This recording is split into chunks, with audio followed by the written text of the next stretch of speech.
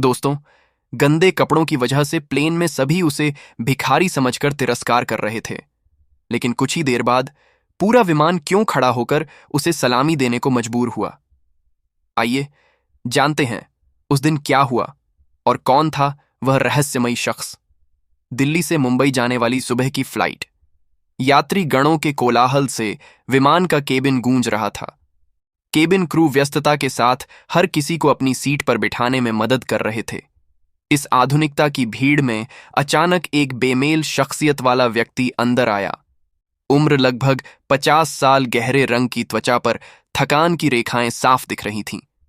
बेतरतीब बाल और चेहरे पर गहरी उदासी उसे भीड़ में भी अकेला बना रही थी। उसने पुराना ब्लेजर पहना था जिसके नीचे की शर्ट का ऊपरी बटन खुला था। चेहरा शहरी लगता था, लेकिन उसकी सामाजिक स्थिति समझना मुश्किल था। वह हांफते हुए अपनी टिकट दिखाकर खिड़की वाली सीट नंबर 17 ढूंढकर बैठ गया। उसे देखकर बगल में बैठी एक आधुनिक महिला ने तिरस्कार भरी नजरों से नाक पर रुमाल रख लिया। उसकी आंखों का भाव कह रहा था, क्या यह शख्स वाकई इस फ्लाइट का यात्री है? एक एयर होस्टेस प्रिया दूर से उसे देख रही थी। संदेह भरी नजरों के साथ वह पास आई और बोली, क्षमा करें सर, क्या मैं आपका बोर्डिंग पास एक बार फिर देख सकती हूं? वह शख्स शांतिपूर्वक मुस्कुराकर बोला, हां, जरूर लीजिए। एयर होस्टेस प्रिया ने बोर्डिंग पास लिया और संदिग्ध नजरों से उसके चेहरे की ओर देखा, फिर सिर हिलाकर वापस चली गई। वह शख्स बिना एक शब्द कहे खिड़की के बाहर बादलों की ओर देखने लगा। उसकी बगल में बैठा एक व्यक्ति, जो अब और बर्दाश्त नहीं कर सका, ने एयर होस्टेस को बुलाकर कहा, सुनिए, कृपया मेरी सीट बदल दीजिए। इस व्यक्ति से अजीब सी गंध आ रही है। इस तरह पूरी यात्रा करना मुमकिन नहीं।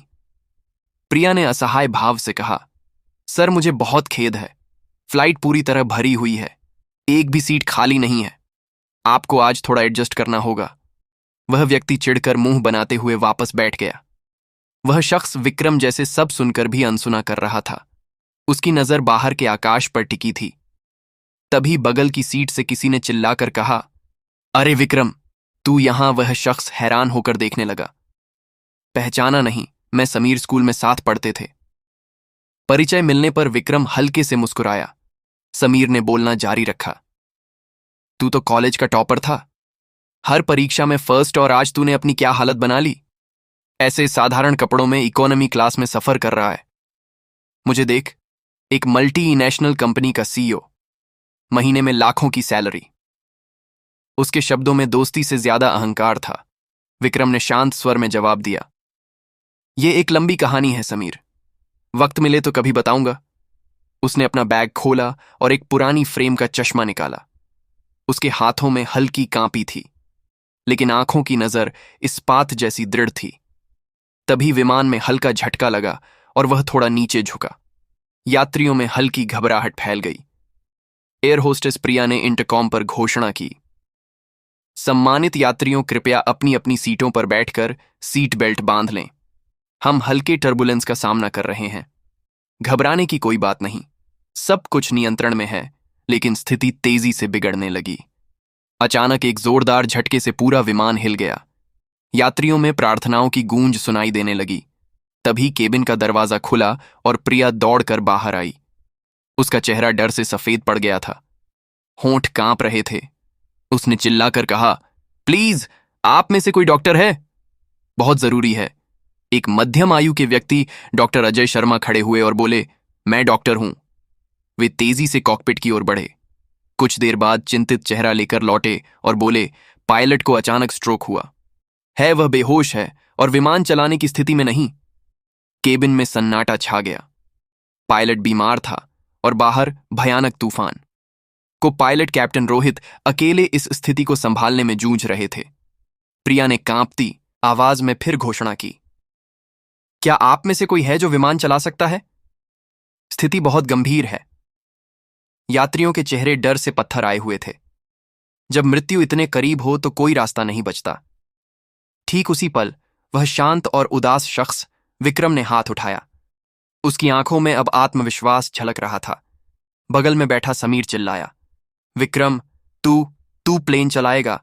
तू तो हम सबको मार डालेगा, कोई और ढूंढो। बाकी यात्री भी घबराहट में विरोध करने लगे। इस भिखारी जैसे आदमी को प्लेन चलाने दोगे? इससे बेहतर कोई नहीं मिला। प्रिया ने हिचकिचाते हुए पूछा। सर, क्या आप सचमुच विमान चला सकते हैं? विक्रम ने स्थिर नजरों से जवाब दिया। हाँ, मैं जानता हूं। आखिरी बार 10 साल पहले चलाया था, लेकिन कोशिश कर सकता हूं। उसकी शांत आवाज में कुछ ऐसा था कि सब चुप हो गए। कॉकपिट से कैप्टन रोहित ने चिल्लाकर कहा, अगर यह अनुभवी है तो इन्हें जल्दी भेजो, मैं अकेला नहीं संभाल पा रहा। विक्रम खड़ा हुआ। उसकी चाल में अब दृढ़ता थी। उसके चलने का अंदाज बदल चुका था। हर कदम में आत्मविश्वास झलक रहा था। वह कॉकपिट में दाखिल हुआ और कंट्रोल पैनल की ओर एक नजर डाली। फिर हेडसेट लगाकर कंट्रोल टावर से संपर्क किया। दिल्ली कंट्रोल, मैं कैप्टन विक्रम मेहरा बोल रहा हूं। उर्फ विक्की, हमारे पायलट बीमार हैं। इमरजेंसी लैंडिंग की अनुमति चाहिए। कैप्टन विक्की का नाम सुनते ही कोपायलट रोहित की आंखें आश्चर्य से फैल गईं। यह नाम एविएशन जगत में एक जीवित किंवदंती था।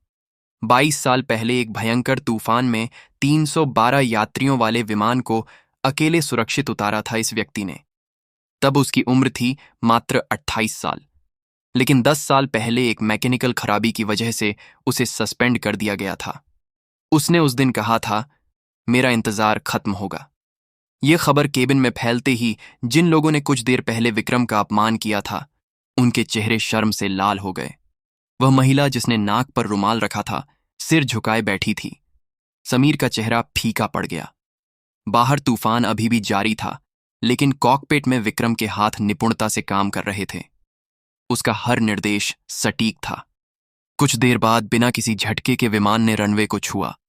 यात्रियों में राहत की सांस छूटी। लैंडिंग का तो पता ही नहीं चला। इन्होंने तो जादू कर दिया। जब विक्रम कॉकपिट से बाहर निकला, उसके चेहरे पर एक अजीब सी शांति थी। जिन यात्रियों ने उसे भिखारी समझा था, वे अपराध बोध में सिर झुकाए खड़े थे। समीर दौड़कर आया और बोला, भाई तू सचमुच विक्की है। आज भी तू टॉपर है। मैं तुझसे हार गया। विक्रम ने मुस्कुराकर कहा, हार जीत की बात नहीं समीर, मैंने बस अपना आत्मविश्वास खो दिया था। आज वो वापस मिल गया। एक एयरलाइंस अधिकारी संजय भीड़ को चीरते हुए आगे आया और सिर झुकाकर बोला, सर, हमने आपका फ्लाइट परफॉर्मेंस लाइव ट्रैक किया। हमारा बोर्ड आपको वापस लेना चाहता है। विक्रम ने आकाश की ओर देखा और शांत स्वर में बोला, उन्होंने मेरी नौकरी छीन ली थी, लेकिन मेरा साहस नहीं छीन पाए। यह सुनकर बिना किसी निर्देश के विमान के सभी यात्री एक एक कर खड़े हो गए। तालियों और सम्मान से पूरा केबिन गूंज उठा। जो कुछ देर पहले तिरस्कार का पात्र था, वही आज आकाश का सच्चा नायक बन गया। सभी ने मिलकर उस किंवदंती को सलामी दी, क्योंकि सच्ची योग्यता कभी कपड़ों या बाहरी रूप में नहीं दिखती। दोस्तों, यह कहानी कैसी लगी जरूर बताइए, और आप कहां से देख रहे हैं कमेंट में जरूर लिखें। अगर कहानी पसंद आई तो लाइक, शेयर और राज मुर्मू चैनल को सब्सक्राइब करना ना भूलें। धन्यवाद।